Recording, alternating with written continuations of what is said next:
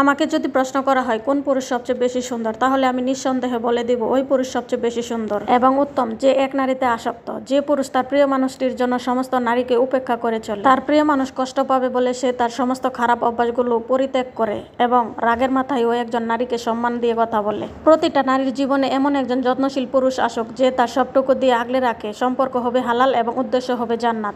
নারী তুমি কালো হবা সুন্দরী, যে পুরুষ তোমার মায়ায় একবার পড়বে তার কাছে তুমি পৃথিবীর শ্রেষ্ঠ সুন্দরী। একটা মেয়ে বিয়ের পর তখনই সুখী হয় যখন তার স্বামী তাকে বুঝে, তাকে মূল্যায়ন করে, ভালোবেসে আগলে রাখে।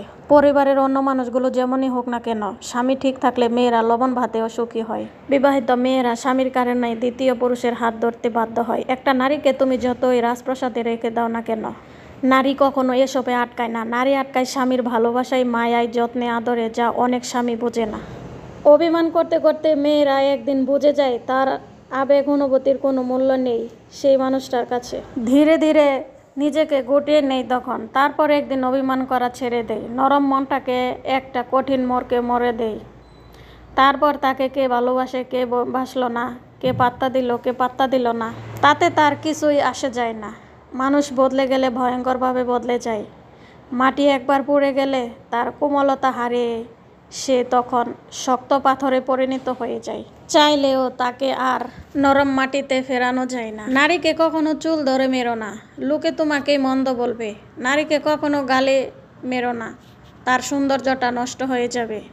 নারীকে কখনো কারো সামনে লজ্জা দিও না, এতে তোমার আত্মসম্মান কমে যাবে। নারীকে কখনো হাতে মোচড় দিও না, সে তোমার পিপাসার জল কিভাবে দেবে। নারীকে কখনো পায়ে আঘাত করো না, সে তোমার সাথে পথ কিভাবে চলবে। নারীকে কখনো সস্তিত্বের দাগ দিও না, এতে সে অস্বস্তি হয়ে যাবে। নারীকে কখনো কোমরে আঘাত করো না, এতে করে তোমারই তৃপ্তি কমে যাবে। নারীকে কখনো বুকে আঘাত করো না, এতে তোমার সন্তানই কষ্ট পাবে। নারীকে কখনো ঘৃণা করো না, এতে তুমি নিজে ঘৃণিত হবে। নারীকে একটু ভালোবাসা দিও, সে তোমাকে স্বর্গের ভালোবাসা এনে দেবে। নারীকে ভালোবাসতে এবং সম্মান করতে শিখো, কেননা প্রতিটা মায়ের পায়ের নিচেই তার সন্তানের বেহেশত। জীবনে চলার পথে মেয়েরাই বড় যোদ্ধা, তাদের নিজের বলতে কিছুই নেই।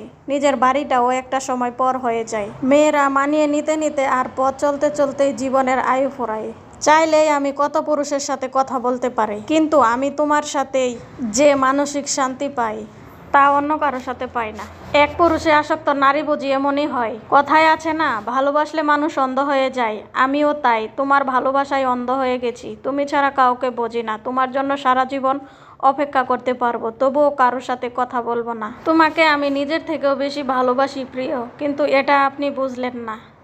আমার মতো হাজারো নারী আছে যে তার স্বামীর জন্য সারাক্ষণ অপেক্ষা করে বসে থাকে, কিন্তু পুরুষ মানুষ তা বোঝে না। অবহেলা করে নিজের স্ত্রীকে। তারা ভুলে যায় পৃথিবীতে সবচেয়ে কাছের বা শ্রেষ্ঠ বা প্রথম সম্পর্ক হচ্ছে স্বামী স্ত্রীর সম্পর্ক। অনেক ভালোবাসি প্রিয় স্বামী, নিজের অনুভূতি প্রকাশ করলাম।